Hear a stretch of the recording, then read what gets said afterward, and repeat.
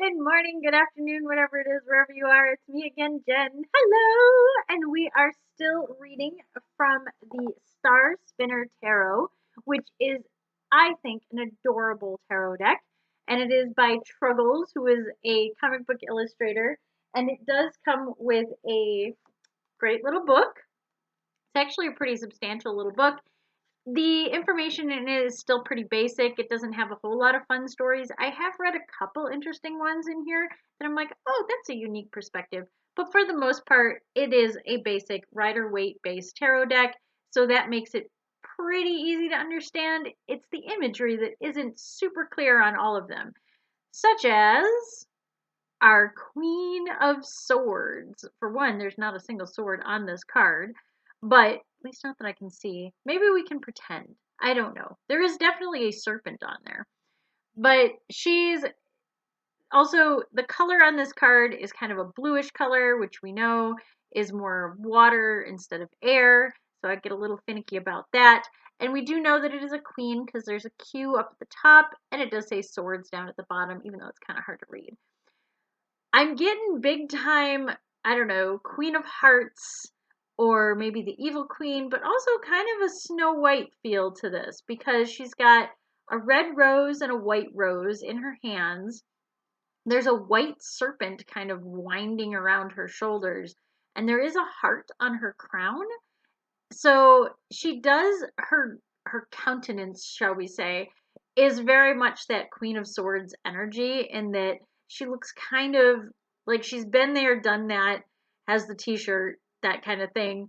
And we know that the Queen of Swords is about kind of people who have experienced life and maybe not the best parts of it, but have definitely learned along the way. So I can see that energy on this card that she's maybe a little bit bitter. And that's why I'm like, oh, this has got some Evil Queen energy to it. But also, I'm kind of wondering if it's an embittered sort of Snow White who had to make those choices of to run away and all of those things when she could have just had a normal, pleasant royal life kind of thing.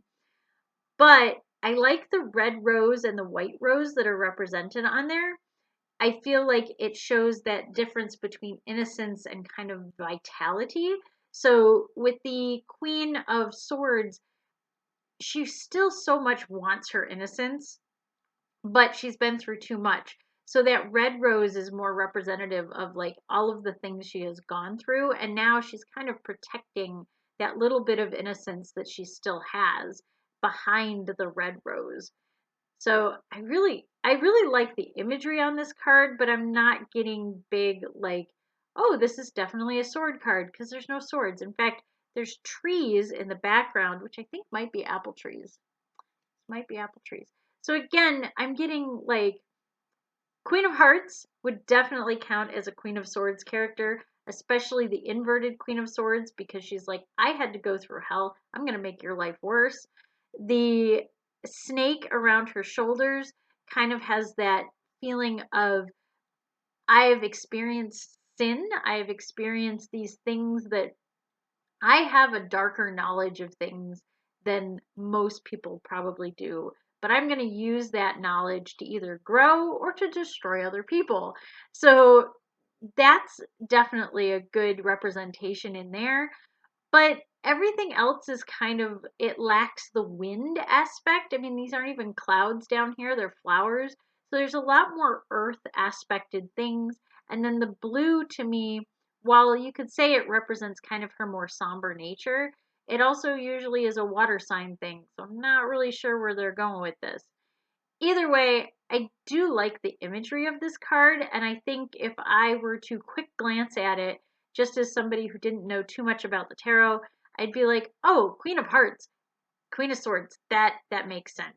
I get that. I get the connection. But other than that, you have to kind of know what the Queen of Swords is about in order to understand this card.